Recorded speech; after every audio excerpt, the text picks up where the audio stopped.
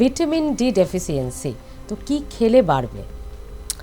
Vitamin D deficiency কিন্তু এখন ভীষণ কমন, কারণ এটা খুব কমন, ওই আমাদের সানলাইট এক্সপোজার নেই একদম নেই। তো একটু সকালবেলা বাইরে হাঁটাহাঁটি করুন, একটু যোগা করুন।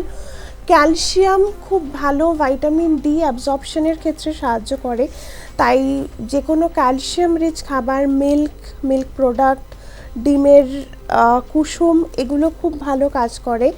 ওমেগা 3 ফ্যাটি অ্যাসিড যেগুলোতে থাকে, লাইক যে কোনো সামুদ্রিক মাছ, ওয়ালনাট, এগুলোতে খুব ভালো থাকে।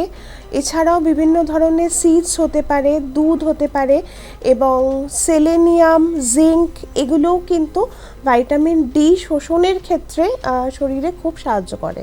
তো এই ধরনের ফ্রেশ একদম শাকসবজি, বাজারে একদম কাছাকাছি পাওয়া যায় কোনো টাটকা ফল, এগুলোও কিন্তু মানে এগুলোতে হয়তো ভাইটামিন ডি থাকে না, কিন্তু এগুলো ভাইটামিন ডি অ্যাবজর্পশনের ক্ষেত্রে শরীরে খুব সাহায্য করে।